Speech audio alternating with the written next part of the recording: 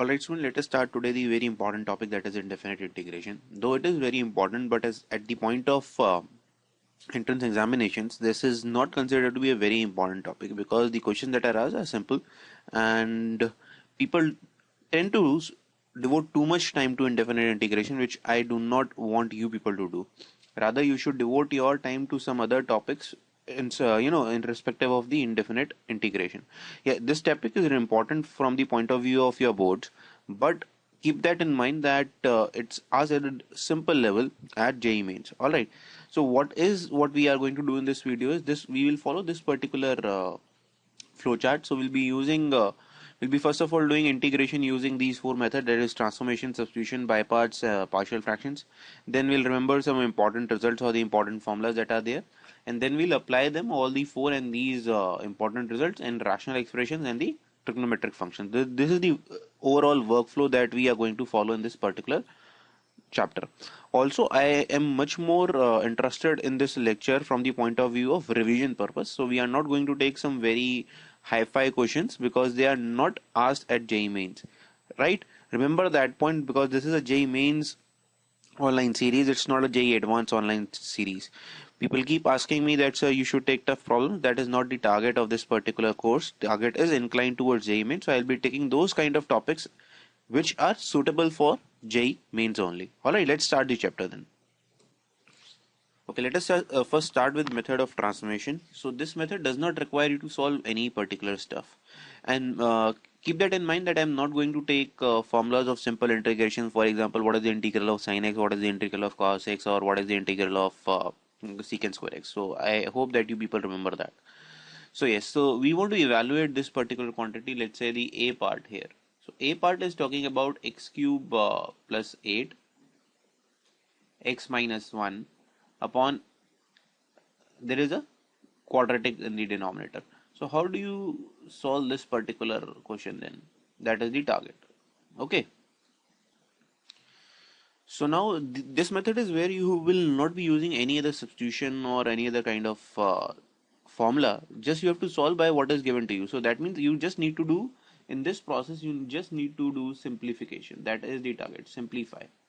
Right. So simplify the expression that is given to you. That is the target. So if you see here, you have x cube plus 8. What is a cube plus b cube? So I can say x plus 2, right? Because 8 is 2 cube, right? So this is x square, a square plus b square minus ab. So minus ab will be 2x, right? And this is x minus 1. Now you can see the question is over already.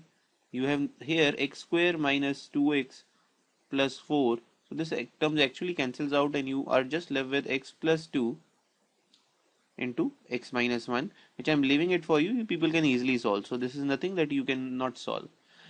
So if I talk about this b part over here, so what does b says? That it is sine cube integral of sine cube x plus cos cube x, right? And divided by sine square x cos square x. So if you see here it's also a property that you people can apply, that is a cube plus b cube. But if you go by that channel, this question becomes a bit lengthy, and that is the reason I have taken this question over here. Now what you can do, let's split it. So if I take sine cube upon sine square x cos square x, so this is a chapter where you will have to remember some of the questions as well, right? It is not one of those topics where you can just go around and start on your own.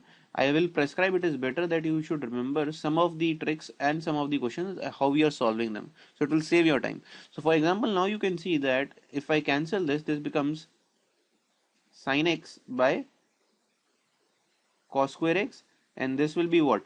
This will be cos x by sin square x. This is what it will become, right? Now if you see, this becomes tan x secant x, and this becomes what? Cot x cosecant x. Now can you see that the question is already over, because these are your standard formulas of integration. So the answer to this problem is nothing but, because tan x secant x is integral of, yes, secant x, right? And this will be for minus cosecant x plus c. This is your answer. So this is the answer for this problem, right? I hope that you remember that this particular formula, that tan x secant x integral is secant x. You can remember in this way that the derivative of secant x is tan x secant x. Derivative of cosecant x is cosecant x cot x with a minus sign, so the reverse will be true. Okay, let's see the third problem then. Quickly moving to the third one. So it says here, uh, it's something of a rational expression that is given to you, right? Dx upon under root x plus under root x plus 1 is something. So we know that for rational expressions, we just understand what? Rationalization. Whenever you see an under root, all right. So if you take a rationalization of it, what you will get is something of this sort: x root x plus 1 minus root x. And if you do a square minus b square over here, what you will get? X plus 1 minus x. Can you see the question is over now? Because you are just left with root of x plus 1 minus root x dx, and you can now directly apply the formula. Okay, so if you just directly go on and apply the formula, so what it will become then? It will be x plus 1 raised to power, yes, 3 by 2 divided by 3 by 2. This will be what? X raised to power 3 by 2 divided by 3 by 2 plus c. Okay, I hope this question is clear. In fact, just quickly revising what you people have actually learned. If integral fx is equal to capital Fx plus c, and then your input changes linearly. So when I say linearly, that means you have done ax plus b. So the answer will be the same function with the input instead of x being ax plus b, but you will have to divide this by a, right? That is the coefficient of x. This is only possible when you have linear change in input, believe me. So you cannot apply this formula when you have something of this sort. Don't do this, right? You cannot say that this formula, sir, would be something of this sort, and you can say this. So this is completely wrong. Okay, let's take more questions on transformations. The hint for transformation on these particular cases is that you have to express one function in terms of the other function. So let me just highlight to you how you can use this property. So here in the first part here, right, there are two functions, that is the numerator function and the denominator function. So numerator function is your x raised to power 4 plus 1, and the denominator, that the other function, is x square plus 1. Our target is to express this function in terms of this function. How you can do so? Yes, by adding or subtracting 1. So if I can say minus 1 plus 1, so I can take this minus 1 here. So how you people can write this is x raised to power 4 minus 1 plus 2, right? And now if you expand this, so what this will become is x square minus 1 into x square plus 1 plus 2. And now if you divide, so now if you solve the question and divide, what will happen? So one of the brackets will be cancelled, and if I divide, I can write this as 1 upon x square plus 1 plus 2 upon x square minus 1. Can we solve something of this sort? Yeah, sorry, so it would be something of this sort, x square minus 1 plus 2 this. So obviously this is now solvable. So this becomes what? X cube by 3 minus x. We know that this formula is for, yes, tan inverse x plus c. So this is the answer we were looking for, right? So express numerator in terms of denominator. This is also what you can say. The other thing that in this particular case, let's say the second part over here. So can you see that first of all, the numerator has a very high degree. So try to reduce the degree of the numerator as compared to the denominator. So what you could have done over here was that you could have divided, right? How you would have long-term division, right? Long-term division method that you people generally allow, that you can do also here. Or otherwise what you can do, you can remember the formula that if x raised to power 7 or any odd power, so this formula is for odd powers, is there, you can write this as x plus 1, right? Now reduce the power by 1, so it will be x raised to power 6 minus 5 plus alternate plus minus, right? And this goes on till you get 1, right? So this is, if you want to prove this, this is coming nothing from your GP formula, which I am not going to take in this class. So but yes, you can remember, and this formula is valid for x raised to power 9, x raised to power 11. So this is for odd powers. You can directly apply this, right? Okay, so odd power. So if you just see, now the question is over. What you were asked to do, you could have written this expression as x raised to power 7 plus 1 minus 1 x by 7. So this would have become x raised to power 7 plus 1 by x plus 1 minus 1 by x plus 1 dx, right? This would have been the case. And if you simply apply this formula over here, so this first bracket over here will become what? X raised to power 6 minus x raised to power 5 plus x raised to power 4, and so on, which is easily integrable, and we already know the derivative integral of this is log mod of x plus 1 plus c. So this is how you solve this particular kind of problem. Talking about the third one here there are two functions. One is the 3x plus 5 and the other one is your root 7x plus 9, right? So what I'll do, I'll try to express 3x plus 5 in terms of 7x plus 9. So how you do this is something of this sort, that you take a times this plus b, because some constant would be there. Now if you compare the value of a, so you can just compare the coefficients on both the sides. So coefficient of x here is 3, this should be equal to 7a. So this gives you the value of a comes out to be 3 by 7, right?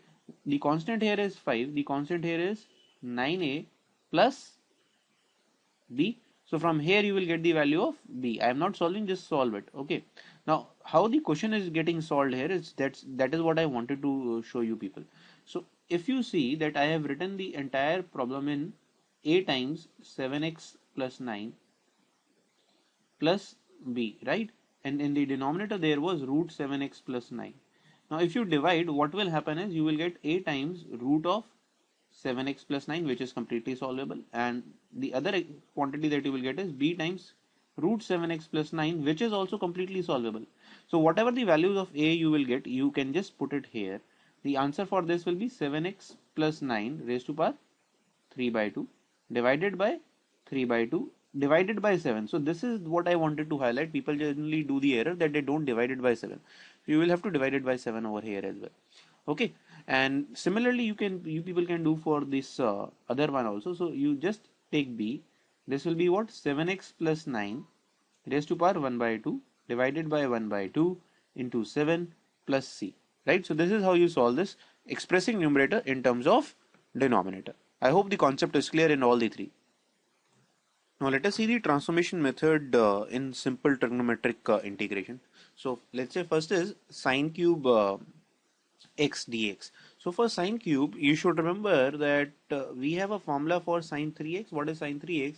It's 3 sine x, right, minus 4 sine cube x. This was the formula. But from here, you can easily get the value of sine cube x. Can you see this? So sine cube x is nothing but 1 by 4 3 sine x minus sine 3x. Now if you apply this transformation over here, this quantity is easily solvable. So understand, the problem with trigonometry is that we do not know the formula of powers of trigonometric functions. But if there are multiple angles, so if there are multiple angles, that is not a problem, right? So your target is to convert power into multiple angle. This is what you should remember. So now if you integrate, so there is nothing to integrate. Can you see?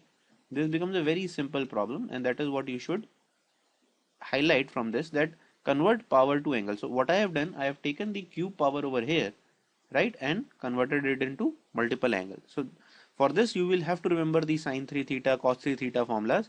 Just go through them once again. Okay, I am not solving this, just you can solve this. I hope this is clear now. So for the b part, let's say the b part, it says square, even power, not square but even power. So if, how do you solve even power? Even powers are very easy to solve. You do not need any special term for it. So even powers are solved by taking squares of squares.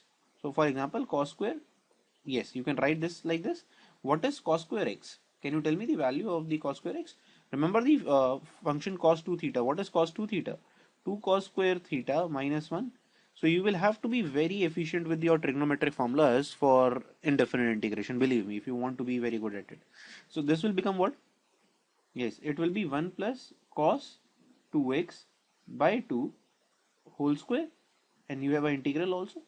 No problem, we'll open the bracket. So 1 by 4 can be taken out. So this becomes 1 plus cos square 2x plus 2 cos 2x. Right? Now if you see the two components, that is the 1, this is completely solvable, no problem, and this is also solvable, no problem, because there is no power of the trigonometry. Angle is multiple angle, which we can solve. Now the problem resides with cos square 2x. No problem, we will again use the same method that we did. So I'm just highlighting how to solve cos square 2x. Then you can simply separately solve this. So I'm taking another integral I, which I will use to solve this. So cos square x will be solved similar to what you did for cos square x. So for cos square 2x, what you will substitute is 1 plus cos Yes, 4x by 2. That's it. You just have to solve this. So integral of this will be nothing but 1 by 2 x plus 1 by 2. What is the integral of cos? Yes, it is positive sign, right? And then since 4 is there, so you will be dividing by 4. Remember, it is not a chain rule. Don't multiply by 4. This is the common error that we again do. Okay, let's take the third problem now. So the third problem says that it is a sin x plus b sin x in the denominator. So why I have taken this problem is that it is a very generic term that you will find every day, somewhere or the other in the maxima and minima, or somewhere related to it. We also did in maxima and minima, remember? So what you people will do, you will divide it by, yes, you will divide it by under root a square plus b square. That is how you do. This is basic trigonometry. Come on, right? I hope that while revising you remember this. So if you do this, so I can say that a by this particular quantity over here. So a by under root a square plus b square can be taken as some cos theta, right? And then b by under root a square plus b square will become automatically what? Sin theta, right? So what this quantity then becomes, let's see. So this is under root a square plus b square times this will be what? Cos theta sin x plus cos x sin theta. This is what it will become, right? And if you see properly, so what this quantity can be written as? Yes, this is the formula for sin a plus b. So I can say that it is sin x plus theta. So this entire problem now reduces. So if I was to solve integral then reduces to this particular quantity under root a square plus b square sin of x plus theta. So don't worry about theta. Theta is a constant. It's not a variable here, right? It's a constant. So you don't have to worry about the theta component. So I can be solved very easily. You can take the a square plus b square component out, and then it becomes what? Yes, integral of cosec x, which we know the formula for, right? This is a direct formula. Sorry, it should not be d theta. It should be dx. My error, right? Because we cannot change the variable of integration at our own will. So this is how you will solve this kind of problem. Remember, this is something important with respect to your boards also. They generally ask these kind of problems. I hope but the problem is clear. Okay, now let's start with integration. The second method, that is integration by substitution, and this is by far one of the most important methods as per say your JEE Mains. So the first formula. So remember, this is a formula that I have written over here. So this is a formula that you people need to remember. Very important formula, right? So what this formula says that derivative of the denominator divided by the denominator is nothing but log of denominator. Very easy. How you can do it? That you can just simply substitute denominator to be t, right? And then the derivative, obviously if you take the derivative, so derivative of denominator, right, denominator times dx will be reduced to dt. So this entire thing over the numerator will become what? Dt. So the integral will be nothing but dt by t, for which the answer is log modulus t, and then you can replace t with the value of the denominator. That is how we are getting. Now let's start applying this particular concept in the formula in the question. So let's say this is integral here. So first one, so it at the front it does not looks like this particular category, but if you just convert it into sine and cos problem, so if you just put the value of 10x as sine x by cos x, so this would look something like this. Now can you see that if you differentiate the denominator, you will get the derivative of cos x is minus sin x derivative is cos x, so the answer is nothing but log of modulus cos x plus sin x. That's it, the question is over. Okay, let's talk about the second one then. So if we were to solve the second, so this is something interesting, right? So why interesting? Because you have here e raised to power x. So how do you solve e raised to power x? Just see to it. So if we differentiate the denominator, we will not get the numerator, right? Because it's e raised to power x. So for e raised to power x problems, what you people do, you take e raised to power x common in the denominator. So if you take e raised to power x common, this would look like something this, right? Clear? And the whole integral then will reduce to, I can take this e raised to power x above like this. Can I do so? Yes. Now, up till now, there is no problem. Now, if I want to do a substitution, now substitute that b times e raised to power minus x plus c to bt. Right? Now, if you differentiate, what you will get? Minus b e raised to power minus x dx is equal to dt. Now you can see that your problem is solved because e raised to power minus x dx component is getting converted to d. So by this substitution, this question will be reduced to what? Minus a by b dt by t. So this is nothing but your answer is solved, minus a by b ln modulus t. Now you just substitute the value of t here. So for e raised to power x type of questions, remember that it is important to take e raised to power x common and convert this into e raised to power minus x problem on both numerator and denominator. Very important stuff. Alright, let's apply the substitution in the third problem, which is something again looks like to be a rationalization problem, but it is not a rationalization problem. So it is x plus under root x. So I take a root x common.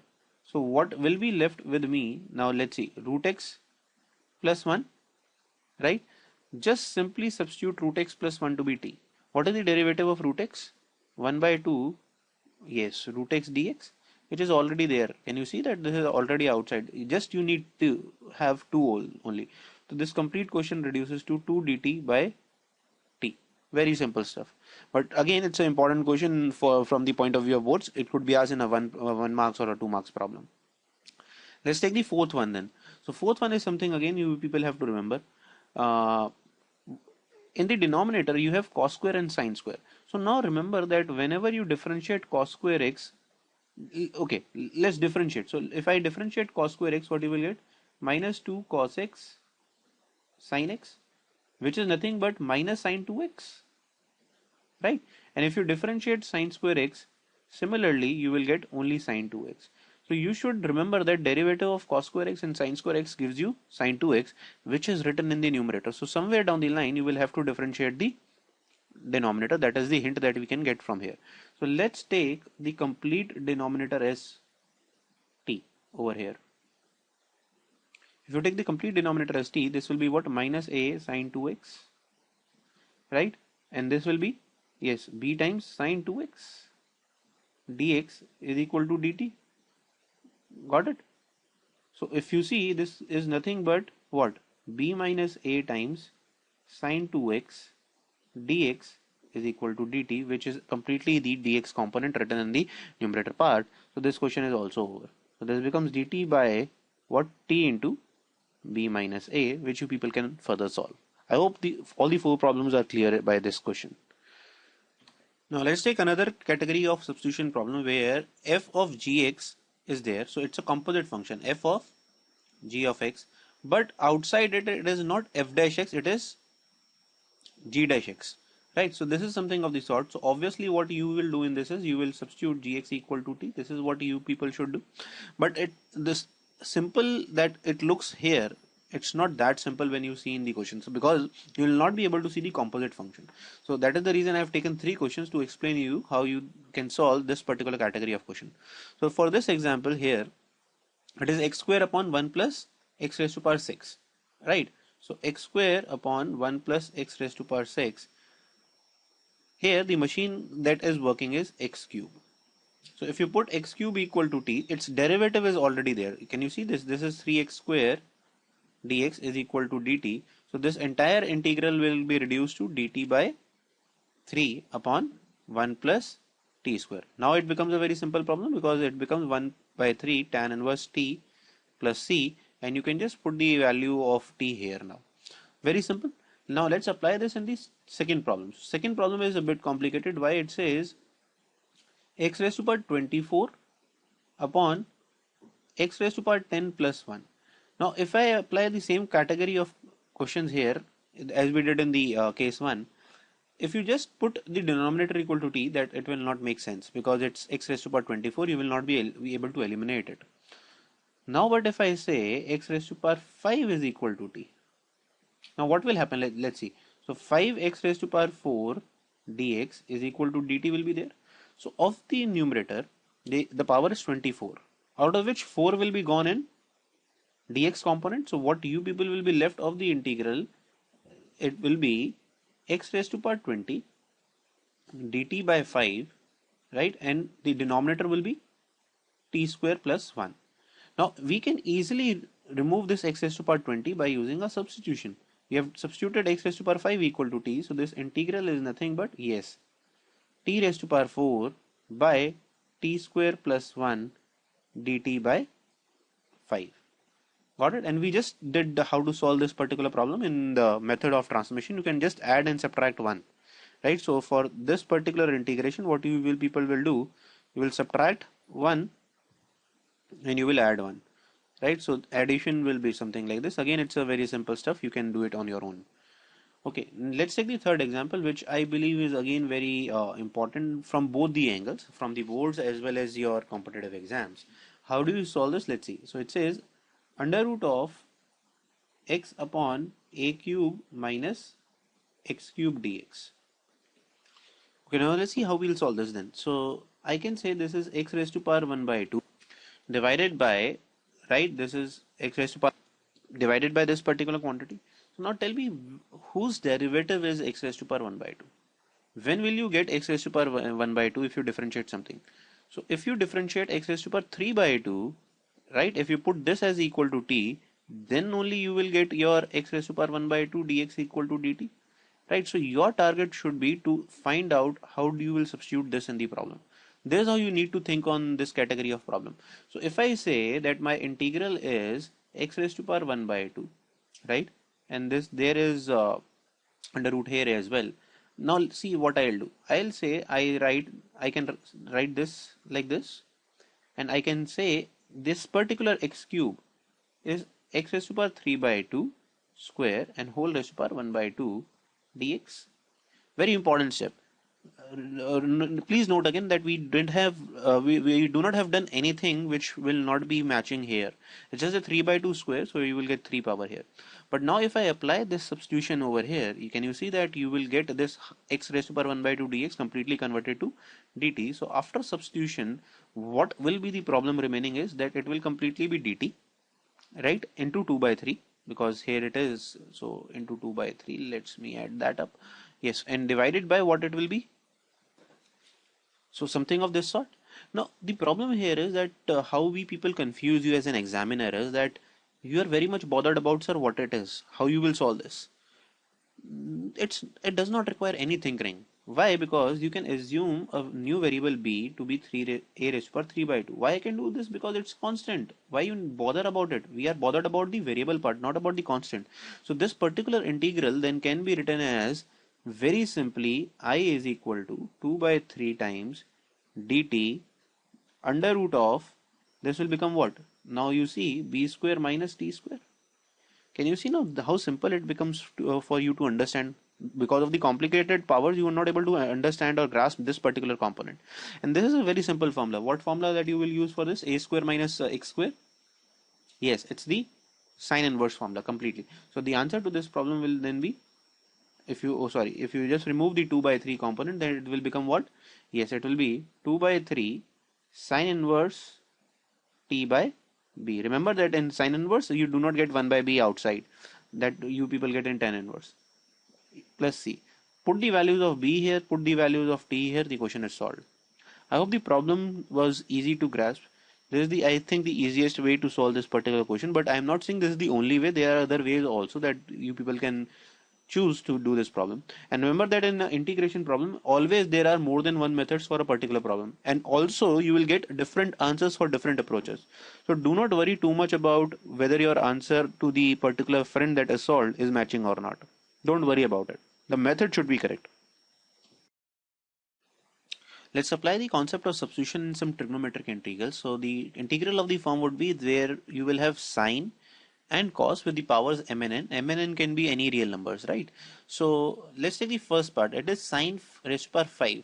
So the formula here is that how do you should understand that, let's say if the sine is having power 5, that is odd power, it's an odd power. So for odd power, you will replace its complement, that is you will replace cos x equal to t, not sin x equal to t in this problem. Had it been that here it was cos raised to power 5, then you would have substituted sin x equal to t. So for odd power, replace the complement of it. Remember, right? You have to replace the complement. So for example, here it would have been, let's say, sin 4 and cos 5. Then what we would have substituted? Yes, we would have substituted sin x equal to t, not cos x equal to t, to solve this problem. Okay, so now I just go ahead and simplify this for you. So this becomes what? Minus sin x dx equal to dt, right? So what it will become, one of the sin x will go and you will be left with what? Sin square x, sin 4x dx. How you will solve this? We can say sin square x, sin 4x is sin square whole square dt. Now you can substitute the value of sin square x in terms of cos x. So this will be what? Yes, now you can do this question. So understand the concept that why you are doing all these substitutions, it will automatically make your problem a bit easier. If you are not able to make it a bit easier, that means you are going wrong somewhere. So this is 1 minus t square whole square. Now just open the bracket and integrate. Nothing needs to be solved. Okay. Now similarly see something here in the second problem that we have over here. So it says cos cube x and sin x is having power 1 by 2. Here there you have no option, just to place sin x equal to t. Why? And it is completely advisable to do because you have a power which cannot be resolved further. So if you do this, this completely now becomes a part of what? Cos square x. This becomes already root t dt. Now you can simply solve cos square x, right? So it becomes 1 minus t square root t dt. Now you just need to solve root t, and this will, what will be the net power? 2 plus 1 by 2 power. So that is completely power 5 by 2 dt. You can easily solve now, I hope. Let's take the third one. This is something interesting and which I want to highlight. So here if you see, what is the power of sine? The power of sine is minus 1 and the power of cos is minus 3. Add both the powers. Yes, you get a negative integer. It's a negative integer. So whenever a problem of this particular sort is there and you get the sum of powers as negative integer, the substitution that you people will be using is, remember, 10x equal to t. This is the formula that you people have to apply. Now how you will form 10x equal to t, that is what you have to think of. Let's see. Here you have sin x cos cube x, right? So what I'll do, I'll multiply and divide this particular quantity by cos raised to power 4 on both sides, like this, right? So what it will convert to, can you tell me? So this particular cos raised to power 4 can be written as what? Secant 4 power 4, right? And in the denominator what you will get? Cos cube will get cancelled out, one cos will be remaining and sine by cos will be tan. This is what I meant by when I said that you have to use 10x equal to t. So now if you just simply substitute this problem as 10x equal to t, you will have what? Secant square x dx equal to dt. So this integral will be what then? So this will be secant square x, one of the secant square x goes on in dt by t. How you will simplify this? Yes, you can say secant square is 1 plus tan square. So that is it. That's it. Complete. Question is now over. You just need to solve integral of 1 by t plus integral of t dt, which can be easily solved, and you can easily substitute the value of t back. So I hope these three cases are clear to you. This is an easy concept. Just remember that when you have odd integer powers, right? So if there is an odd power, right, you will not substitute that particular trigonometric quantity, you will substitute its complement, right? And this is specifically for odd power. Remember, for even power we did earlier, right? For even power, if both the even powers are there, you need not do anything. You can put any one, right? It's basically method of transformation then will be used for this. Just remember that how we did sine raised to power 4. Remember, right? So that is why I say that you need to remember some of the equations that we did. So make sure that you are good at indefinite. Let's take a very interesting problem of substitution. So you can see that it's a very lengthy problem that is written and we need to solve this particular concept. So can you give me a hint how you will be progressing with this one? So the first thing that comes to mind to most of these students is that, sir, can we just substitute this as t? That is secant x plus cos x equal to t, because it is inside the tan inverse bracket. So whatever is inside the tan inverse bracket should be resolved as simplified as possible. So but if you see this, this will not reduce to something of the numerator. Understand, in the trigonometry, the target is always that this numerator in terms of dx should be maximized in terms of dt. right? Whatever you substitute should go very well into a dt component. If you check it out here, it will not go. It will not simplify the numerator anywhere. So the only thing that we are left with is bound to take here is when you will simplify sine cube x dx. Yes, we can only do this by putting cos x equal to t. If you put cos x equal to t, so one of the sin x will definitely go into dt. That is what I can say, right? Okay, so let's see how we'll apply the cos x particular thing in this particular question. So let's first of all simplify this a bit. Let's substitute and see how we do the simplification. So here one of the sin x goes to, yes, dt. You are left with sine square. Sine square is what? 1 minus cos square. So this will be 1 minus t square dt, right? And then you will divide it by, there is a whole big term here. So yes, what will be division? So this is what you people will get. In fact, if you see, this becomes much more confusing. You would say, sir, we are still not able to get hold of what should be done next. But yes, now I'll again show you a trick. So this could be written as t square minus 1, right? And if I divide this by t square on both sides, let's divide this by t square. So you will have to divide by t square here as well. So this will be t square plus 3 plus 1 by t square, right? And dt by, we have tan inverse t plus 1 by t. Okay, so what will be this particular component over here? What it will reduce to? It will be something of 1 minus 1 by t square, right?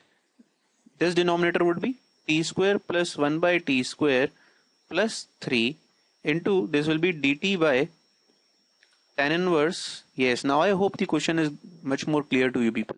So what you need to substitute now is, yes, so it's a double substitution question where now you will substitute t plus 1 by t, let's say, equal to z.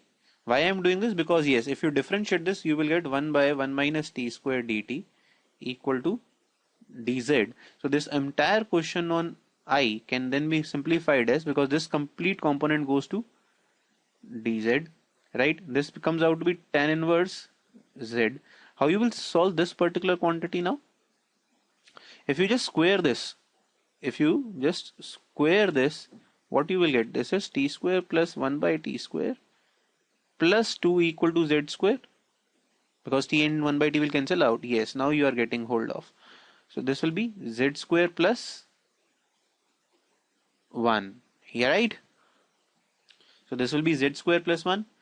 Again, so this is triple substitution that you people will have to do in this problem. And now you will say, sir, I'll substitute tan inverse z, let's say, is equal to a. So this will be what? 1 upon 1 plus z square dz will be equal to dA. So this problem will then reduce to what? Tell me. So this will become dA by a, which is nothing but, yes. So the answer to this will be ln modulus a plus c. Now you have to roll back the entire substitution. So what was a? So if I have to write, I'll just substitute it. So a was ln tan z tan inverse z. Then you will roll it back to what? What was z? So you put z as just t. So this will be ln tan inverse t plus 1 by t. And then what you will do? Yes, t was cos. So the final answer that we will do is tan inverse secant x plus cos x plus c, right? And if you can see, if you have taken this completely as equal to t, this would have been the answer, because it is something denominator by that particular numerator. But never mind, it's something that how you should resolve. It's basically a case of triple substitution. 3 times substitution has been done. So do not worry about if you are doing multiple substitution, that's completely fine. So you people have to first of all remember all these charts that are here on the screen, that these are the basic rules of substitution. So a square minus x square under root a square minus x square, a sin x. I hope that you people must have already gone through this. This is complete basic stuff. So this is something interesting from where it starts. So a minus x upon a plus x, substitute a cos 2 theta. Why you are doing this? Just see to it that if you do something of this sort, so it will reduce to 1 minus cos 2 theta upon 1 plus cos 2 theta, or the reciprocal of it, which is nothing but, if you solve this, this will become what? sine square theta by cos square theta, and if you take the under root of it, this will be nothing but tan theta, which completely simplifies your term. Similarly, go on and practice all of them on your own before you remember. So a minus x, so sine square theta. Here tan square theta. This is something completely new which you people have to remember. X minus a into b minus x, or x minus a into b minus x, reciprocal. So one factor is x minus a, where constant is getting subtracted, and the other factor is where variable is getting subtracted. So here you will have to use a square theta, a cos square theta plus b sine square theta. If both the constants are getting subtracted, then you will use a secant square theta minus b secant square theta. And this is something very good substitution that you people should remember, that if x minus a into x plus b is there, or let's say this is not plus, in fact you should take minus. So what you will do, either of them you could substitute to be t square. Alright, so you people have to remember this. I cannot go on and do everything in this 1.5 hour video, but yes, you will have to remember this particular substitution. Okay, let us start the third rule of integration, that is integration by parts. So how we do this particular step is that let's say there are product of two functions, or you can say division of two functions, and you need to solve this. So for this, let's say we have to decide which is the first part and the second part. That is why we call this by part method. This rule, how do you decide the first part and the second part? Obviously is the isolate rule, right? You people must be knowing. So for I is the inverse, right? So these are the 5 categories of isolate: inverse, log, algebra, trigo, and exponential. And this is the decreasing order of preferential. So for example, if you have two functions, what is the inverse, and let's say the other is algebra, right? So what you people will do, you will put the inverse as the first function and the algebra as the second function. This is what is meant by the priority order. And if it is like this, you have taken, so what will be the integral? 1 into integral of 2 minus derivative of first into integral of second that you have already calculated, and then their whole integral, this whole integral. So this is how you calculate the isolate rule. I hope this you people must be clear by all of this. Okay, and for this priority order, how this priority order has been defined is that obviously algebra are easier to integrate than inverse. In respect of algebra, trigonometric are much more easier. In respect to trigonometry, exponential are much more easier to integrate. So whatever quantity is the easiest to integrate, we take it as the second function. Whatever is the difficult to integrate, we'll take it as the first function. Alright, this is the basic rule of by parts. Now let's start applying this in particular questions. So I will not be going through the basic questions of something of that, let's say x sin x type of questions where you can easily solve them. I am not going through them, or you say x raised to power e raised to power x dx. You can solve them and practice them on your own. I'm taking straight away a tough problem which says x square upon this on this. So where do you get the hint for isolate is that here you have algebra plus trigonometry, both of them. So both of them cannot be solved simultaneously, right? So that is the problem here. So somewhere down the line we'll have to use the isolate here. This is one of the indications of by part, not completely, but yes, you can think of by part here. So now if you see both of them are square, there is no way out that we can solve this particular problem. What I can start thinking of it, let's me take the denominator here first of all, and here denominator is an implicit function of algebra and trigo. That means you cannot separate them, right? So if I take this and substitute equal to t, what you will get in the derivative, so just differentiate, what you people will get over here is that this will be sin x plus x cos x minus sin x dx equal to dt. What you will get here is, if you can see, you will get what? X cos x, right? X cos x dx equal to dt. So had it been that this was in your numerator, this makes sense then to substitute this particular value. So now I'll try my question completely on the logic that I have developed till now. How? Let's see. So if this is I need x cos x. So I will take x secant x into x cos x. That much so I can do. That is not a problem because x cos x and secant x will get cancelled. I'll again get, and this x sin x plus cos x whole square, right? Okay. So if you see why I have done this is because if you now take this particular whole stuff, this, can you say that this is integrable? Why? Because it is simply that if you substitute this equal to t, this will be 1 by t square, as simple as that. So now what I will do, I'll take this as my second part. Now remember that I told you that the part which is easily integrable, I'll take it as second part. That is why I've taken this problem to illustrate that isolate or the by part is not just for the simpler function x sin x, x cos x. You have to understand which has to be taken as the second part, because both of the first and second consist of algebra and trigonometry. You will take that function which is easily integrable at the second, because if I talk about the second integral of second dx, you know that for this second one it is nothing, it will be, you will substitute this t, so this will become what, completely dt by t square. You know this fact, right? There is no problem or no confusion about it. This will become 1 by t, right, plus c. So this is what you will get. This is completely solvable. So now just let us apply the isolate and then see what happens. So isolate is first into integral of second. We have already done the integral of second, that is minus 1 upon, this will be what, yes, you just substitute the value of the denominator. Okay, so this much portion we have already covered. So x sin x plus cos x. Now minus times derivative of the first. So now you want to differentiate this. We will use the derivative of this. What will be the derivative? Can you tell me? Yes. So it will be secant x plus x times secant x tan x. Derivative of secant x is this particular stuff only. And then you will say, I'll substitute the integral of this also. Right? Integral of second. So if you integrate integral of second, what you will get is minus 1 dx, and you will get x sin x plus cos x.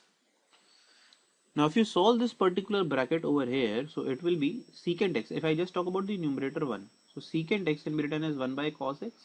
This will be what, 1 by cos x and sin x by cos x, right? And if you take the LCM, what you will get? You will get x sin x plus cos x, right? This is what you will get, divided by cos square x.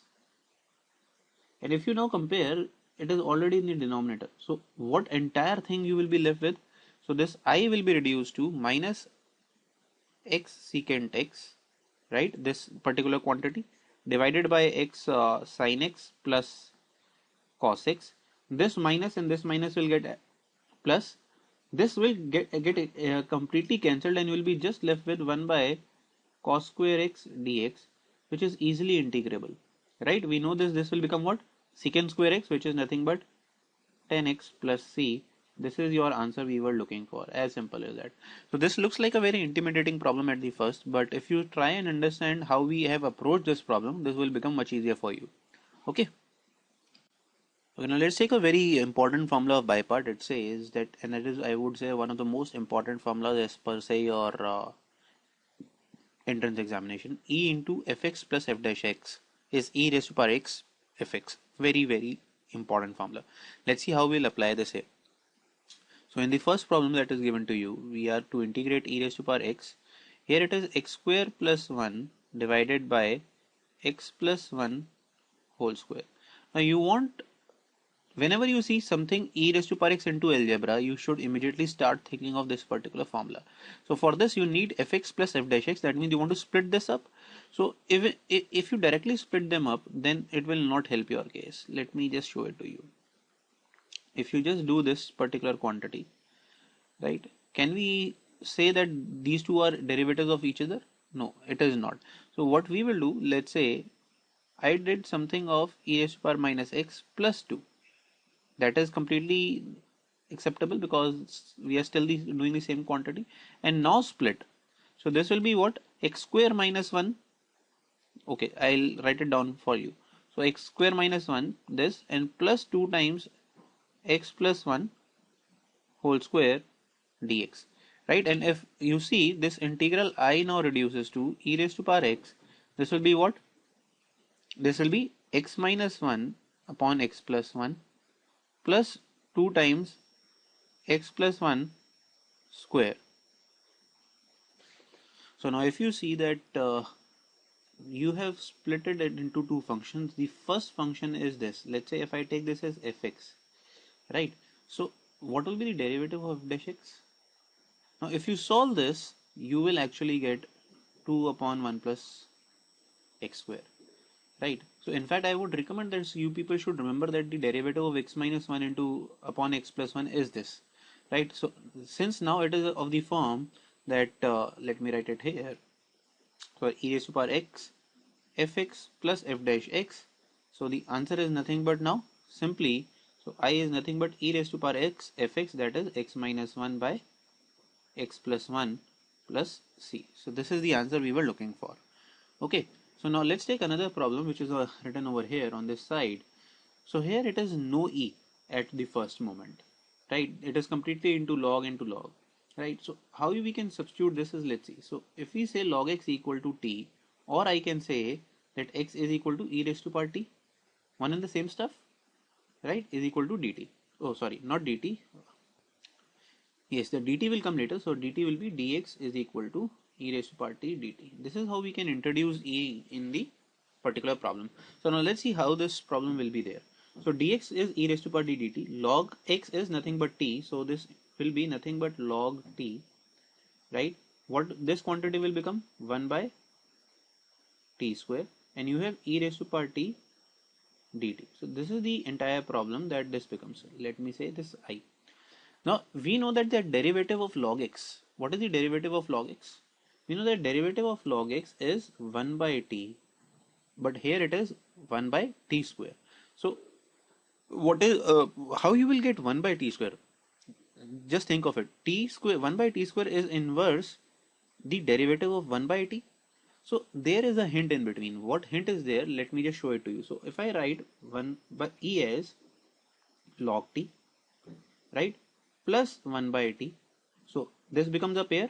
Let me write it by e raised to power t. Then I will say minus 1 by t minus 1 by t square e raised to power t dt. Can you see now the pattern? What I have done is that I have added and subtracted 1 by t. 1 by t here, and added and subtracted 1 by t, which is the one and the same stuff. But if you see this in this process, I have made two formulas. That is, first formula, log x derivative is 1 by t, and 1 by t's derivative is minus 1 by t square, completely solvable. So the immediately you can say, so the answer to this problem is e raised to power t ln t minus e raised to power t 1 by t plus c. Just replace the value of t again over here. So this is the beauty of this particular concept, that it could reduce your problem immensely. So the other formula of the bipart that you people should remember is x into f dash x plus fx is equal to x fx. Something formula which is less asked, but when is used in a specific problem can reduce the problem by way too much. For example, this is written over here. So here the integral is again in two components, that is the numerator and the denominator, and this is 1 plus cos x, right? So I can now write I as x upon 1 plus cos x plus sin x upon 1 plus cos x, right? I can split this also. If we solve this, 1 plus cos x is nothing. What is 1 plus cos x? Can you tell me? Yes, it is 2 cos square x by 2, right? So if I write this as, this becomes x by 2 cos square x by 2. So the same can be done here as well. So this becomes 2 cos square x by 2. And the sin x can also be written as 2 sin x by 2 cos x by 2, right? So now if you simplify, this becomes what? X by 2 secant square x by 2 plus, if I say this here, what this quantity will become? Solve it. So you will get what? This will be 1 cos by 2 cancels out, 2 cancels out, you will get nothing but tan of x by 2 into dx, right? This is what you will get. Now if you compare this with your formula over here that is written, so what is the fx? If you assume fx as tan x by 2, what will be the derivative of fx? 1 by 2 secant square x by 2, and x f dash x will be x by 2 secant square x by 2, which is exactly this particular quantity. So the answer to this particular problem will be x into fx, that is x tan x by 2 plus c. This is the answer which we were targeting to find. So you can see that it becomes very easy. The formula that we are using is coming basically from by parts. So actually the proof of this is coming from by parts only. So don't worry about this. You can actually apply by parts also, but that would be a bit lengthy. That is why we have taken this particular step. Another important formula of by parts that you people should remember. So I would again say that add them to your formula list, right? So add them to your formula list. Why? Because this could come very handy in terms of saving your time. Let's say e raised to power ax plus into cos bx plus c. So you can actually solve this. So if I have to give you a hint how you will solve it, you can solve it at your home while practicing. It is a good thing to practice. You'll have to use by parts twice. In this particular problem, by parts will be used twice to get this answer. This is the hint that I can give to you. How do you remember this formula? I can give you e raised to power ax cos bx is, if you notice here both ax is there, then write a times that particular value of the trigonometry which is there in the question. So for example, cos is here, so you will write cos only. So a times, yes, a times cos bx plus c. Since remember cos ax plus b or cos theta plus phi is having plus in between, so cos we will not change the formula, so plus will remain plus, right? And then b times the sign of this particular input. Whereas in terms when you have sign here, you will say a times sign, but in terms of sign you will have a negative sign, b times the cosine of the same divided by both a square plus b square. Okay, I am leaving this solving part for you people because otherwise the video will become too large to be seen. But yes, it's something very interesting you should solve. So this is your homework actually. You should solve this. If you're not able to solve, just discuss it with your peers on the Facebook page. Alright, I'll just show you a simple example of how you can imply this. So for example, it is given sine log x. So whenever, in fact, remember that whenever you have trigonometry and instead of an angle theta here, you have something else. So always assume this to be theta. So for example, if I say log x is equal to, let's say t, right? So what it will become? It will be, you can say x is equal to e raised to power t. This is how you actually do. You should not directly just integrate it over here. So dx will be e raised to power t dt. This is how you introduce exponential into the question. So this becomes I is equal to sine t e raised to power t, right? So now compare it with your formula. So this is now into the standard form. So our formula was that e raised to power ax sine bx plus c is nothing but what? Can you remember? E raised to power ax a times sine bx plus c, and for sine there will be negative, b times cos bx plus c, and this whole was divided by what? A square plus b square. This is what is that. So what is the value of a here? Just now you just have to do this particular quantity. A is 1, b is 1, c is 0. So the answer to this particular problem then will be nothing but e raised to power t, right? We'll replace t later on, don't worry. So e raised to power t, then into a times a is 1 sine bx plus c. So sine bx plus c is completely sine t minus b is 1 cos t, right? Cos t divided by a square plus b square is nothing but 2. So this is the entire stuff that we were asked to find. And if you just replace the value of t, this becomes x into sine log x minus cos log x, and this whole divided by 2 plus c. So this is the answer you were actually targeting to find. This makes the entire process very simple. Otherwise you can, I'm not saying that it is not solvable without this formula, but if you try and solve, this will be a bit lengthy. You will have to use here by parts twice. That's the only condition. So by parts will be used twice to get this answer. Do it on your own. Alright, I have given you a hint. Okay, so the other formula part of the partial fraction, that is part 2. Here you have now repeated linear factors. Repeated linear factors in the denominator. That is what you people have to do. So for example, x minus a cube is there.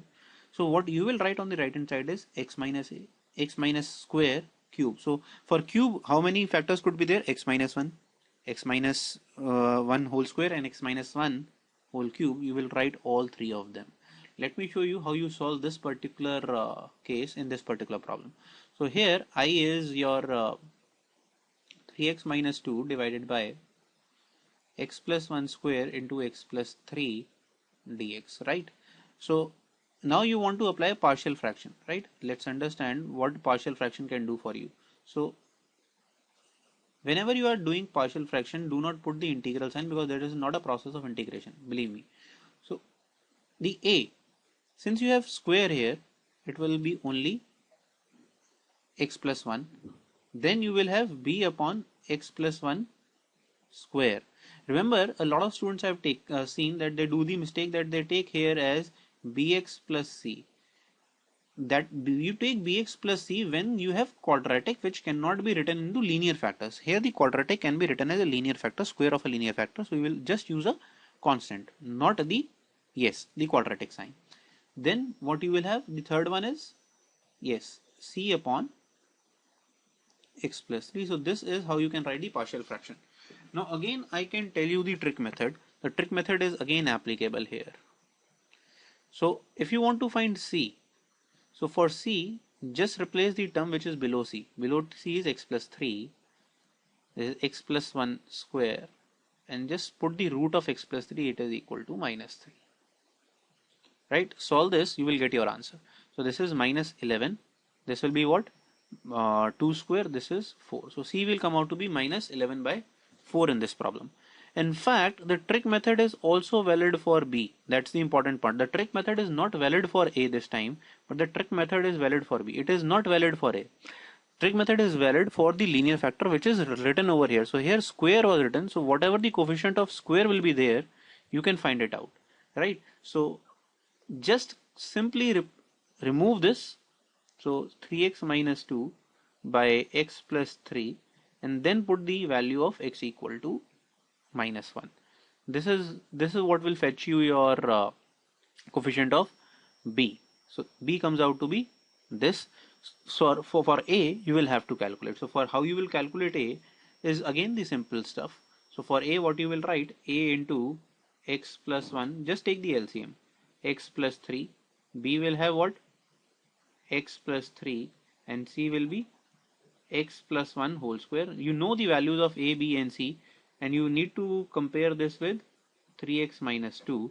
Just compare it. You need to find a, just compare the value of x square. So coefficient of x square, let's say I'll take coefficient of x square on LHS is a. It will not give you x square, it will give you x square, that is c, which is equal to 0. So a is nothing but minus c, which is 5 by 2. So that quickly you can solve these kind of problems. I am leaving the integral part for you. There is nothing to find here because the integrals are very easy anyway. They are simple expressions in terms of x. Okay, now let us talk about some important formulas that we people have to remember before we go further. So I'll call this as set 1 formulas. I'll show you why I'm calling this a set 1, because they follow a pattern. So the pattern is that you have everything in the denominator, and either it is x square plus a square or x square minus a square. So I would recommend that you just remember these two formulas, and this can be easily, the a square minus x square can be easily replicated by this if you use minus common, right?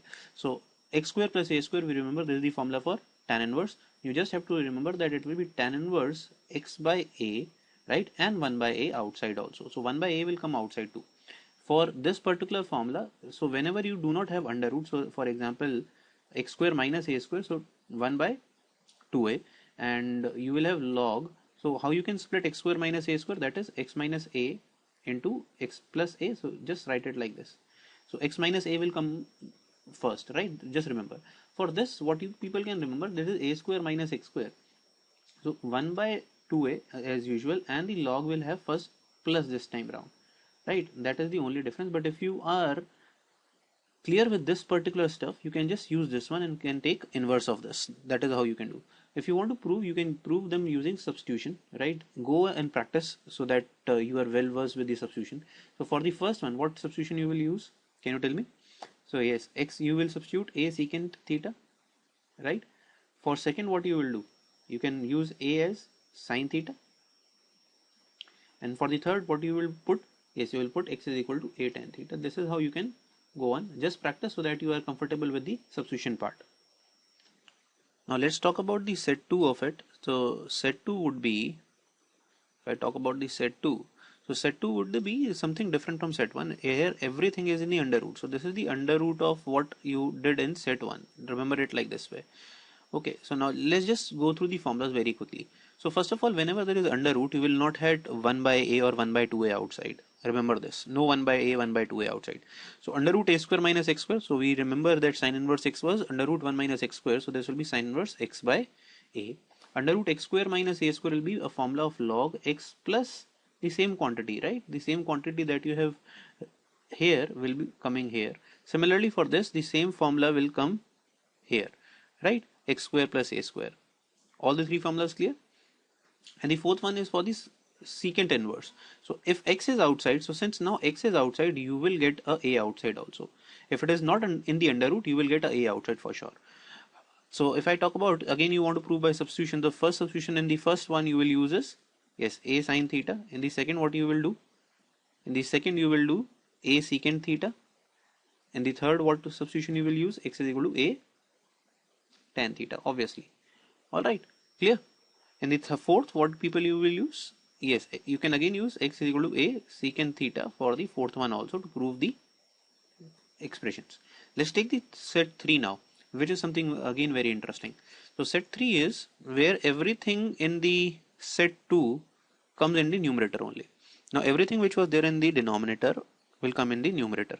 So for example, a square minus x square, x square plus a square, x square minus a square. So here if you see, it is divided in two components, one plus second, either first or plus or minus. So the first component is something very simple to understand. So you can understand this way, a square minus x square under root, same here, this same here, this same here.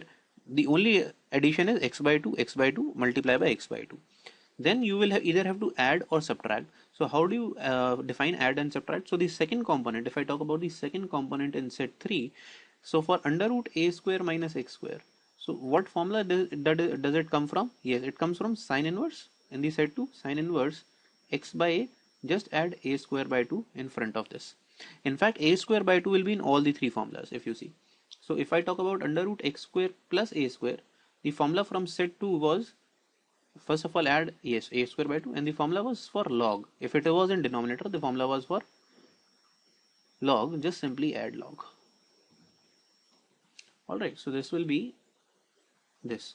And then if you have the third one, that is x square minus a square, so this will be nothing, again a square, but log would be now x minus x plus x square minus a square, and this time around it will be minus a square. Can you see that here it is minus? So just be very careful about these formulas. They are very important, very crucial, and we'll be using them in our next particular cases. So now we are done with the methods of finding or trying to calculate integration. Now we will apply them in different properties. So the first one that we have to do is the integration of the rational expressions.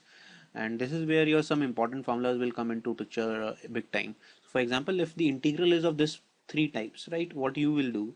So the formula for all these three is completely different, completely same, sorry. So what you will do, you will express this quadratic, right, as a perfect square.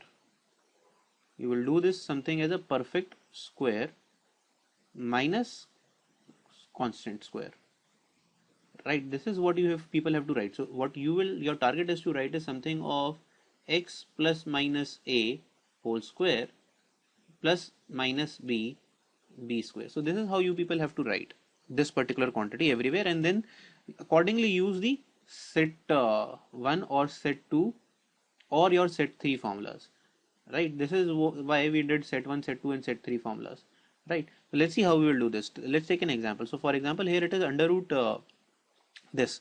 So can you easily tell me which set formula will be used for this particular case? Yes, so I know that set 3 formula is going to be used because it will be something under root a square minus x square quantity. Now how we'll do that, just see. So first of all, just write this. How do we simplify this into a perfect square thing? Let's take minus common and it will be x square plus 4x minus 1. How you simplify? Yes, we will simplify by taking the half of the middle term and square it, right? So this is how we can write that, plus 4 and minus 4, and if you see that this can be written as x plus 2 whole square minus 5. right? And now you can take the minus inside. So this is root 5 square minus of x plus 2 whole square.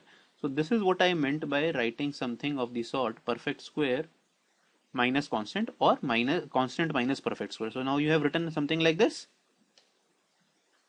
So now this actually converts to your formula of a square minus x square dx, and we know that the formula is nothing but x by 2 under root this plus a square by 2 sin inverse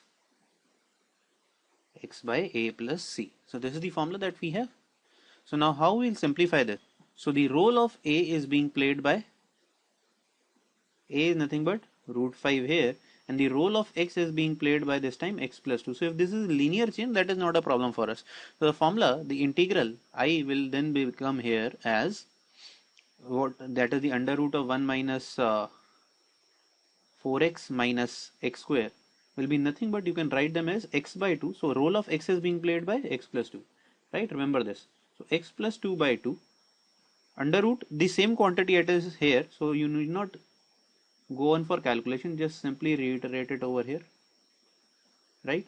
Plus a square by 2. What is a? A is root 5, so a square by 2, that is 5 by 2 sin inverse x by a. So do not put x here, x role is being played by x plus 2. This is the error actually that students generally commit in this kind of problem. That is why I have taken this. So here everywhere the formula that you are taking x, so the role of x is being played by x plus 2. You have to keep that in mind. This is the answer we were looking for. I hope this part is clear. So type 2 of rational expressions that you people have to take is that now you have, rather than only the quadratic component, as in the type 1 we did just quadratic, this I would say is T2, type 2 problem. You have px plus q as well, linear into quadratic, so something of that sort. So how do you solve this particular problem is, the rule says that px plus q to be written as a times derivative of quadratic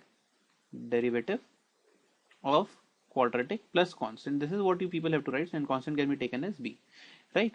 This is what you people have to do everywhere. So for the first part, so if I have to simplify for you people, so px plus q divided by the quad, so let me write q for this. So this will be a times quad dash by q if you have found b, a and b, and this will be b by q, right?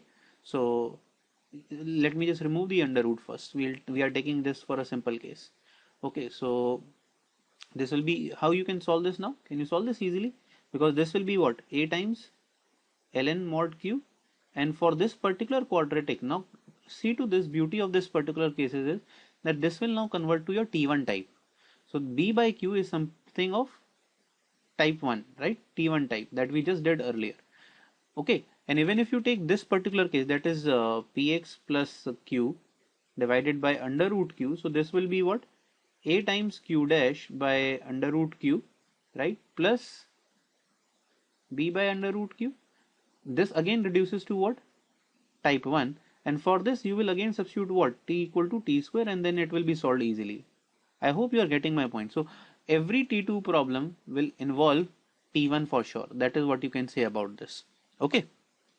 Now let's take an example to understand how we apply the properties in this case. So for example, you are going to differentiate this. So first of all, make sure that degree of numerator is smaller than degree of denominator. In this case, it is now equal, right? Degree of numerator. So what we can do, we can divide actually. And since this is a peculiarly a very easy question, you can divide it orally. But why I can divide it orally, you can just see yourself. You can write like this, plus 2x plus 1 here. So the division becomes really very easy for this particular case, right? And believe me, for paper, you will also be in the in the examination, you will also be given some simple problem where you will not be checking you on whether you are able to divide or not, but will be checking your formula application rather than checking you out for whether you are able to solve or differentiate or basically divide it or not. So this is how you can write. This is completely solvable. We'll not waste time over here. So now if you see here, this particular component that I say I2, so I2 is 2x plus 1 divided by x square plus 3x plus 2, and I will also recommend you people for even for boards, whenever you are solving, take for example, assume this to be I2 and solve it separately. Separately solve it. Do not every time write I, because it will take your time. It will save time also and will not clutter the page. You know, it solves separately. So here it is of the form this particular case. So what you will do is you will express 2x plus 1 equal to a times derivative of the quadratic. Quadratic derivative is 2x plus 3 and plus b. This is how you will write. So can you tell me what is the value of a? Yes, a is nothing but 1, because you can just compare the coefficients. If we take the constants, it will be 3a plus b equal to 1. We already know the value of a, so this is 1 minus 3a, so b should be minus 2. So now you have got the answer. So just solve for I2. I2 will be what? A times 2x plus 3 divided by x square plus 3x plus 2 minus times 2 times x square plus 3x plus 2. So this is pretty simple. This is nothing but ln x square plus 3x plus 2, because the derivative is just above the denominator. So this is derivative of denominator divided by denominator. So now this particular problem, so this particular section over here is your type 1 problem, right? This is T1. Now what you will do, you will again do the same repetitive process there, where you will try to write x square plus 3x plus 2 as perfect square, right? So if you want to form this as a perfect square, what you people can write? So this is how you can actually solve this one. So here now x is being replaced by x plus 3 by 2, and the role of a is being played by 1 by 2. So the formula that we are going to use is something of 1 by x square minus a square, and we know the formula is 1 by 2a ln x minus a by x plus a. So here it will become 1 by 2a. A is 1 by 2. So like this, ln x. So the role of x is being played by x plus 3 by 2. So x plus 3 by 2 minus a is 1 by 2 divided by x is this value, a will be added this time. So this is the answer that you have to check. So this is how you calculate. This is nothing but, remember, this is I2. You will have to put the value of I2 back here. Okay, this is how you calculate problems based off this category, that is the type 2 category. So the next type 3 category, so this is type 3. Type 3 is when you have quadratic by quadratic, and one of the quadratic is under the under roots, right, in the denominator. So now your target of numerator is to be that if px square plus qx, you will express this as a times denominator. So denominator is, let me express it as clearly. So this will not be the under root part but the quadratic part, right?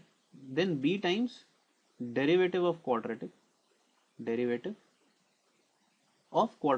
the under root, right? So derivative of the quadratic plus c.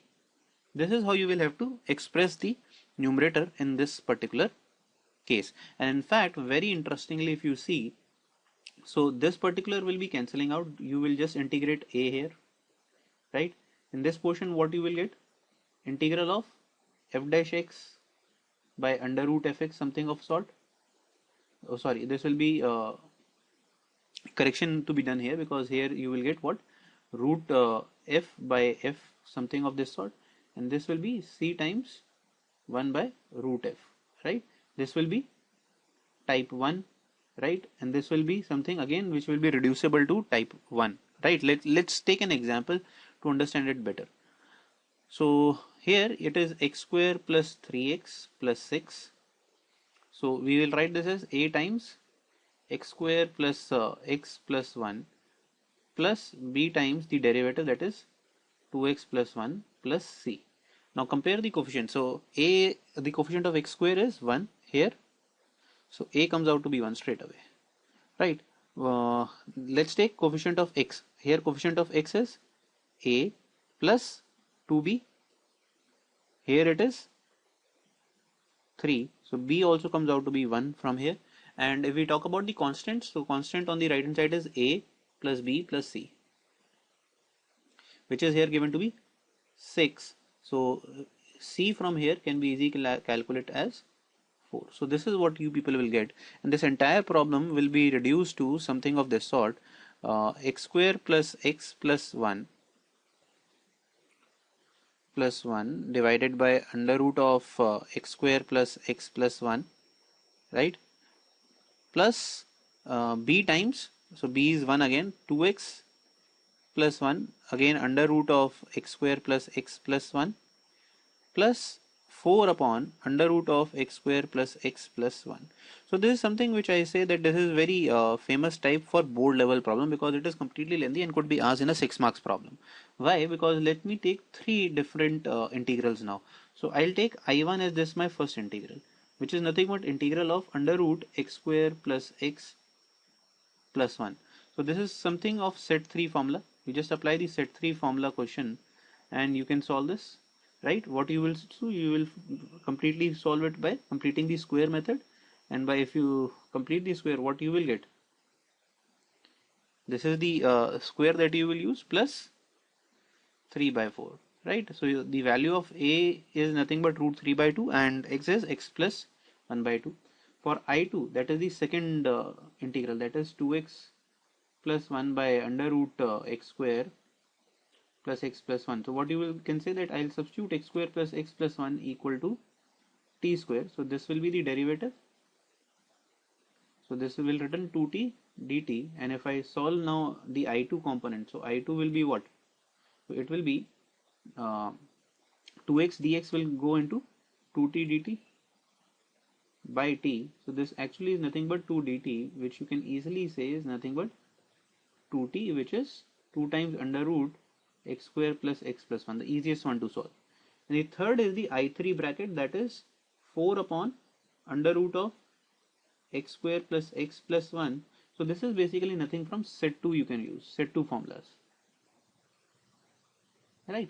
And then you add them all the three, you will get the answer. So I am leaving the set 1, set 3 formula and set 2 calculation for you people. My target was to just to explain you how you have to split and find these three values a, b and c. Now let's take a very interesting or special case of rational expression, which is also very important as per your boards. It is x square plus minus 1 upon x raised to power 4 kx square plus 1, right? So k could be any real number here, don't worry about it. K could be any real number, and what you have to check is that here all the powers of x are even. So even powers of x, and generally up till your level you will get x square and x raised to power 4. This is the special case that we have to talk about. Okay, how do we solve this? So let's take this particular case. So the first that we have to solve is the integral of okay, so how we can solve this, let's see. So this could be written as x square plus 1, right, minus x square plus 1, and I can divide it by 2, and x raised to power 4. Can I write like this? Any problem still here? Because x square and x square will get cancelled out. So I is nothing but 1 by 2 times, now I'll split. So this will become what? X square plus 1 by x raised to power 4 plus 1, and this could be written by taking a minus common. This will become what? X square minus 1 by x raised to power 4 plus 1, right? So these are the two parts which we need to solve. I'll take this as I1 and I'll take this as I2, because the process for the both of them is completely same. So let's solve for I1 first. So I1 is nothing but your x square plus 1 by x raised to power 4 plus 1. So it is now completely of this category. Now you can see that here k is equal to 0. That is the only problem. So how do you solve? For these kind of questions, divide by x square, both numerator and denominator. So if I do this activity, this will become 1 plus 1 by x square. This will be x square plus 1 by x square, right? Now see the numerator. So for the numerator, what you are having? Plus here. So if you are having a plus, what you need to do is you need to substitute x minus 1 by x equal to t. You will immediately understand when I take the derivative. If you differentiate this, what you will get? Yes. So this now minus will get converted to plus, and that is the reason we take the minus sign. So dx is equal to dt. So this complete problem becomes the above portion reduces to dt, and this problem can be solved by using the square of this. So what will be the square of this? That x square plus 1 by x square minus 2 equal to t square, right? So this becomes t square plus 2, which is easily solvable. Why? Because this is the formula for tan inverse. So 1 by root 2 tan inverse t by root 2 is the answer to this. Just put the value of t back. Now let's calculate the I2 component also. Similarly, you can solve the I2. Right, so for I2 is nothing but x square minus 1 upon x raised to power 4 plus 1, again divided by x square in the numerator and denominator. What you will get? Something of this sort. Now here this time round the numerator has, yes, you can see negative sign. What you will do? You will just substitute now this time round x plus 1 by x. So now if you differentiate, this will be something dx is equal to dt. So the entire problem then will reduce to dt upon, this can be obtained by squaring this. If you square, this will be t square minus 2 this time round. And which formula is going to be used? This is x square minus a square. So this will be 1 by 2a, that is 1 by 2 root 2 ln t minus root 2 by t plus root 2, because the value of a that we are going to use is root 2. Just put the value of t again in this and add both of them to get the answer. This is how you solve. I hope the question is clear. So just to elaborate on this particular form, we have another question which is completely now the same, similar to this. Now the value of k instead of 0 is being 1 over here. So no change. You will again have to do what? Divide by x square. The same thing has to be done. So this integral will then reduce to what? 1 minus 1 by x square divided by x square plus 1 plus 1 by x. Same process. If this is minus, what you will substitute? X plus 1 by x equal to t. So this reduces to 1 minus x square dx is equal to dt. So this I will be nothing but what? This will be dt upon, now you want x square plus 1 by x square. So if I square this, this will be 1 by x square plus 2 is equal to t square. You want 1, so subtract minus, yes, even simpler. So again a is 2, so this is nothing but 1 by 2 into 1 ln t minus 1 by t plus 1 plus c. That's it. Just put the value of t back and you will get your answer. I hope this is again clear. So let's take another special case of rational expression which is generally asked in the exam, which is dx upon x into under root y, where both x and y are either linear or quadratic expressions, right? So how we do the substitution is decided by what values x and y take.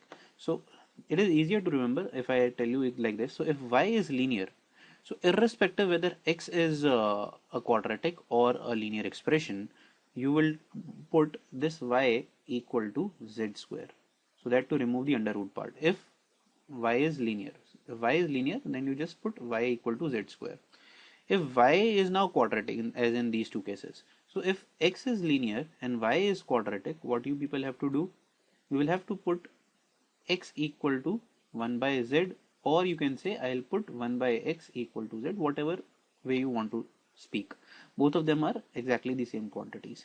And if it is that it is quadratic and both of them are quadratic, right, then what you will do? You will express y by z equal to z square. This is what you people have to use. Though the third is the least asked, but yes, these three are very important, right? So we need to work on them. They are important. Let's see, I have written like this. So if this is x minus 2 into x plus 3, both of them are linear. So you just need to substitute what? X plus 3 equal to t square. So this is nothing but dt is equal to 2t dt. So the integral this then can be written as 2t into dt, right? Divide. So this one will become t. And how you can express x minus 2? This can be expressed from here. So x minus 2 is nothing but t square minus 5, right? So just write t square minus 5, and you can see that t gets cancelled out. So this integral is actually easy to solve. This is nothing but t square minus 5. Use the standard formula. A is nothing but root 5 in this case, right? Let's see another problem how we are going to solve this. So now let's take another problem to understand the concept of under root x and under root y type of questions. So here you can see that y is a quadratic and x is a linear function. So in this case, what we will do, we'll replace x by 1 by t sort of thing. If I do this, this will be x plus 2 is equal to 1 by t, and if I do this, dx is nothing but minus 1 by t square dt, right? This is what will become. So now the important part is what this under root, that is x square plus 6x plus 7 will become. This is what we have to see. Now let's see what it will become. If I square this will be x square plus 4x plus 4 is equal to 1 by t square. You want to add to this particular stuff, 4x plus 4, you want to add what more? What is missing? 2x plus 3 is missing, right? 2x plus 3 is missing. So we want to add 2x plus 3 on both sides, right, to make it equal. Okay, so this is what you will get here.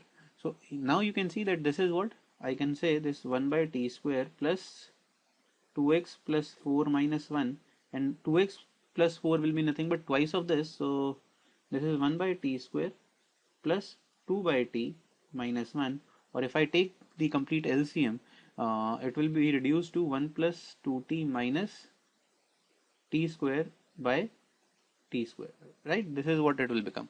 So now just putting everything back into the picture, it will become I is equal to integral of, now let's see, dt was minus 1 by t square dt, right, dx.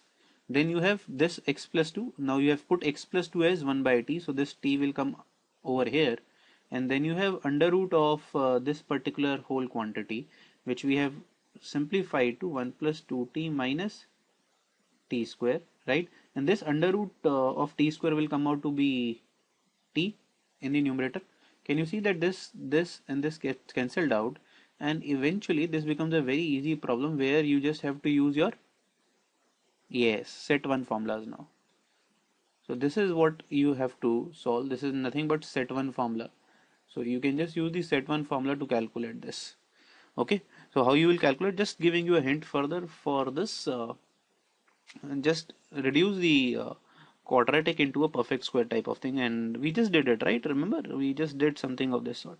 So this will be minus 1, you can do this minus t square plus 1 minus 2, and easily this reduces to what? T minus 1 whole square minus 2, or you can say 2 minus t minus 1 square. So this integral can be just written as something like this, minus dt by under root of 2 minus t minus 1 square. This is under root a square minus x square formula. So this is nothing but sine inverse of t minus 1 by root 2 plus c. Just put the value of t back to get the answer. So I hope this problem was clear to you people, that how I have solved it. Now let's take another type, which is of the form, if I have to talk about the formula, this is something like this. Linear function raised to power m, and the second function linear again raised to power n. They are both under the under root. So L1 is a linear function, right? And L2 is also a linear function. L1 and L2 are both linear functions or linear expressions. So if your n is greater than m, that is this, so what you will do then, you will replace L1 by L2 equal to t. And if it is the other way, so you will do L2 by L1 equal to t, as is happening in this case over here. So if I take L1 as x minus 1, as L2 as x plus 2, so the power of L2 is greater. So what I have to substitute is that x minus 1 by x plus 2 is to be equal to t. This is the substitution that you people have to do. So just simply differentiate it. So if you differentiate it, what you will get is x plus 2 minus of x minus 1 divided by x plus 2 whole square dx equal to dt. Or in fact, if you just simplify this, this will be 3 by x plus 2 whole square dx is equal to dt. This is what you will get. Okay, so now coming back to our question, then the question was I is equal to dx upon, now if I say this like this, x minus 1 3 by 4, and this was x plus 2 5 by 4, right? You have taken this particular quantity to be x t. So what will happen? So if I solve this, I wanted to solve the integral. So x minus 1 by x plus 1. So I divided by 3 raised to power 4, right? So you will have to add the x plus 2. Sorry, so this is x plus 2 minded. Yeah, so this is x plus 2 over here. So what I'll do, I'll have to add the x plus 2 also. So this was 5 by 4, then you will have to multiply x plus 2 by 3 raised to power 4 also here. So this complete then reduces to, let me just see what it reduces to. So this is now, you can say t, the 3 raised to power 4, and this is, yes, now can you see the interesting part? This becomes simply x plus 2 whole square, which gets removed from the dx department. So I is now simply, you can say, dt by 3 times t raised to power 3 by 4, which is easily integrable, right? You can solve the integral now, you can find the answer. My target was for you people to explain how you have to take L1 by L2. So don't worry whether you will be able to solve or not, just apply the logic and the formula that I have told you and you will be done.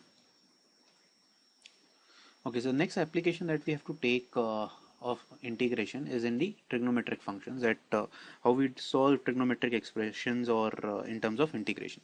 So the first type, that is, I can say the type 1 category, is when you have linear functions in terms of trigonometry, that is cos x raised to power 1, sin x raised to power 1, or both of them in the same function. Then how you will solve this?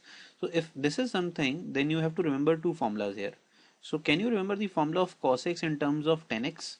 So what is cos x? Cos x is nothing but 1 minus tan square x by 2 upon 1 plus tan square x by 2. Right? This is the formula that we people have remembered, and this is if sine. So sine you will use 2 tan x by 2 upon 1 plus tan square x by 2. So if you substitute these values, right, not substitute, in fact you just put these values, then the question of this type 1 should become something of tan x by 2 problem. So you will have to solve this tan x by 2 problem in the pairs of tan and secant pair. Tan and secant pair problem it should become. As simple as that. Okay. So instead of taking any other problem, we'll just take the formulas and try to convert it in and see how we go about it. So let's take the which integral? Let's take the third one, the biggest one that you people think of. So this is dx upon a plus b cos x plus c sin x, right? So let's put the values that we have just taken. So this will be what? A plus b times 1 minus tan square x by 2, right, upon 1 plus tan square x by 2, okay, plus c times 2 tan x by 2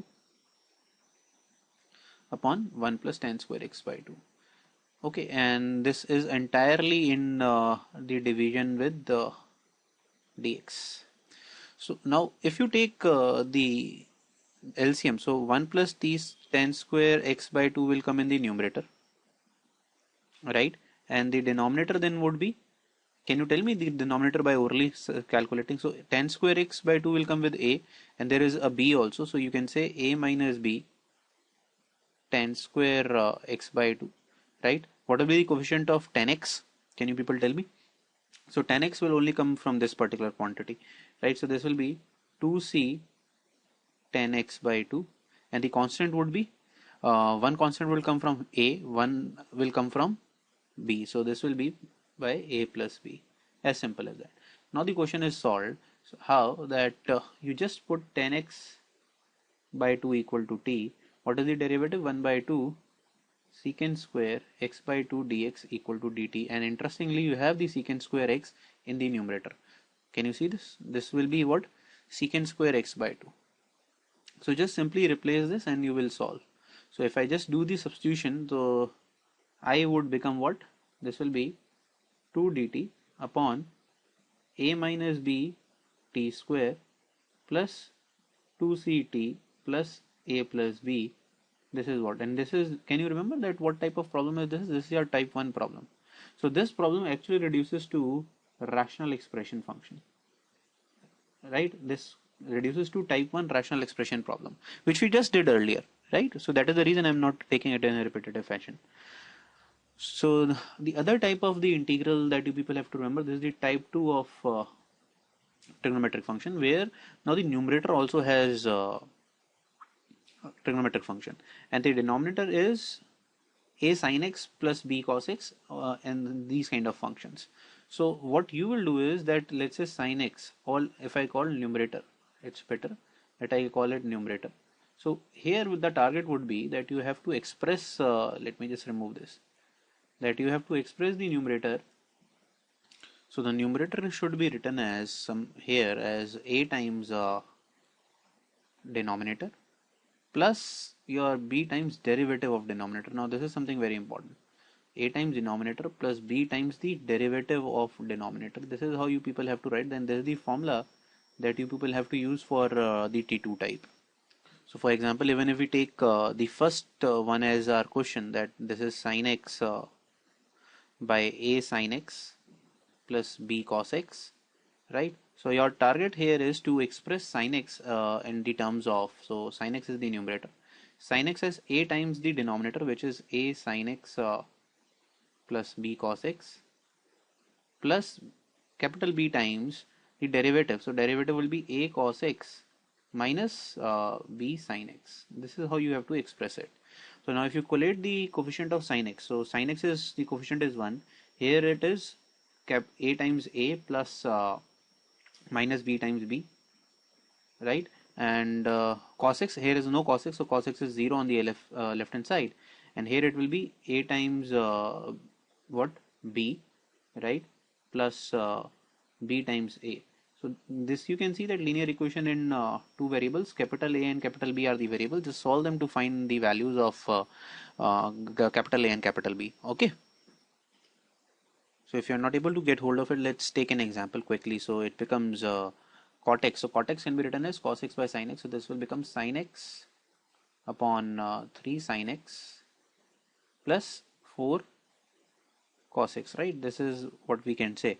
So your target of sin x is to write something as a times 3 sin x plus 4 cos x plus b times its derivative. So derivative of the denominator will be 3 cos x minus 4 sin x. This is how you want to write. Okay, and if you compare the coefficient now, the sin x is having coefficient 1, this will be 3a, and you will get minus 4b from here. And the coefficient of cos x is 0 on the left hand side, and on the right hand side it is 4a plus 3b. So now you can see simply there are two equations in terms of a and b. You just solve them as linear variable and find the values. So if you calculate, the value of a will come out to be 3 by 25, b will be minus 4 by 25.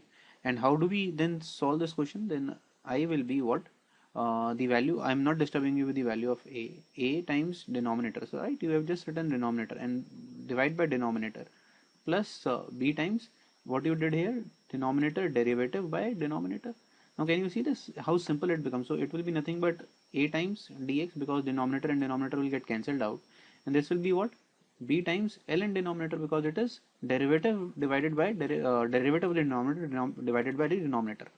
As simple as that. So you just put the value, it will be 3 by 25 x, b is minus 4 by 25 into ln your complete denominator, that is 3 sin x plus 4 cos x, right? So this is the answer we were looking for in this particular question, plus C. Okay, let's take the type 3 problem. This is the type 3 problem. Now you can just see the difference between type 2. So if I have to difference between type 3 and type 2, in type 2 the denominator was only a cos x plus b sin x. There was no constant, right? Now you will also have a constant over here like this, right? In the denominator, I am not talking about the numerator, I am talking about the denominator, right? Here if you can see here, a and b role is being played by p, q and r. So now your target is that you should represent the numerator, that is a sin x, b cos x plus c, as a times the denominator. So denominator is nothing but your here p sin x plus q cos x plus r plus b times the derivative of the denominator. Now so derivative of the denominator, right, derivative, and now plus a constant, because see, you now have a constant in the denominator. So the only change, so this is the change with respect to T2. Remember here in T2 you didn't have any constant. Now in this particular case you will also have T2. So the same formula for A, B and C. I'm not going to take a question to explain how we find A, B, C. We have been doing it for a long time now. Now just see to it what the expression actually becomes after. So here you will divide it by denominator, here you will divide it by denominator, and here you will divide it by denominator. So if I integrate, so this integrate of left hand side, that is the I, that is the target.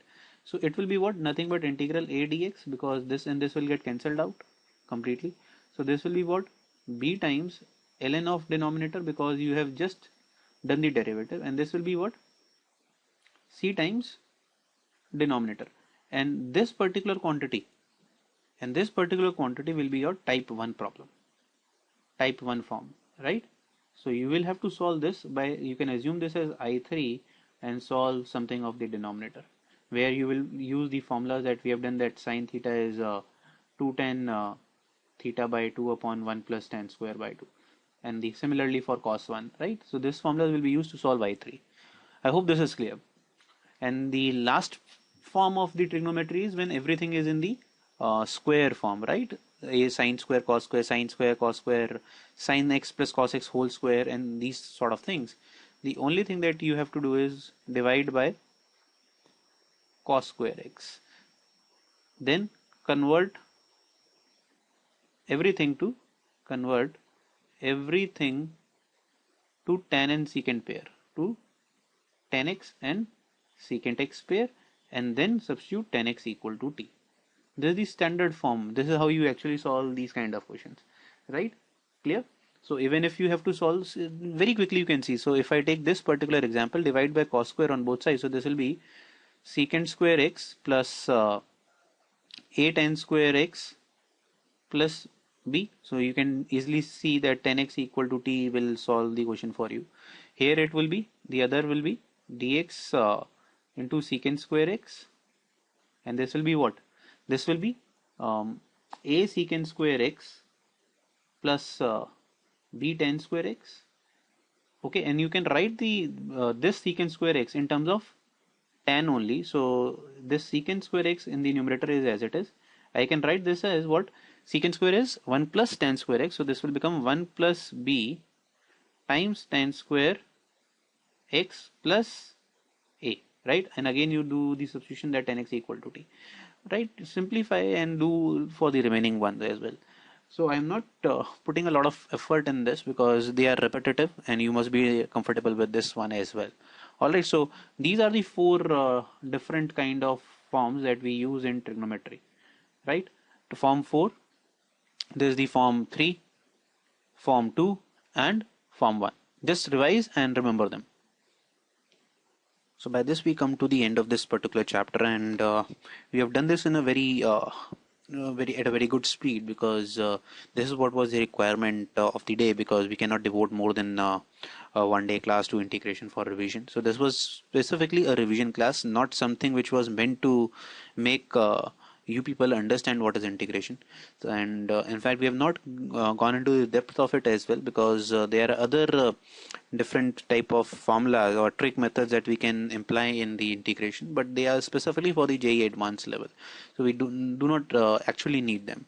And as usual I'll be sending the worksheets, and even if you are doing very good at your NCRT level, NCRT or RD Sharma, right, or whatever board level book you people solve, I don't know what you people will be solving, so together, whatever, right, I cannot write the names, they are all sufficient, don't worry about it.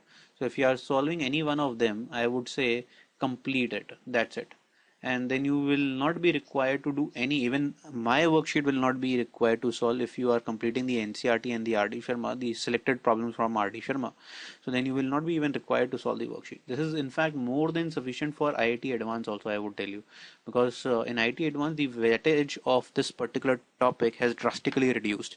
So in fact they are much more interested in asking definite integration, where they can check your analytical skills plus your formula skills as well.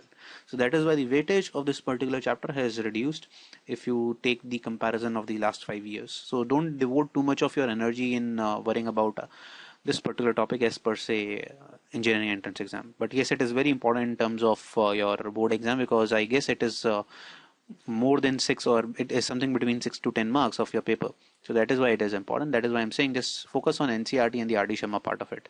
And if you're solving the NCRT, as usual, we have video solutions available on the channel where you can go about and look for the specific problems in the exercises that you might be having. Alright, so I'll see you tomorrow with a new topic, that is definite integration, which is much more important from the point of view of entrance examinations. See you till then. Just keep studying hard. Good night.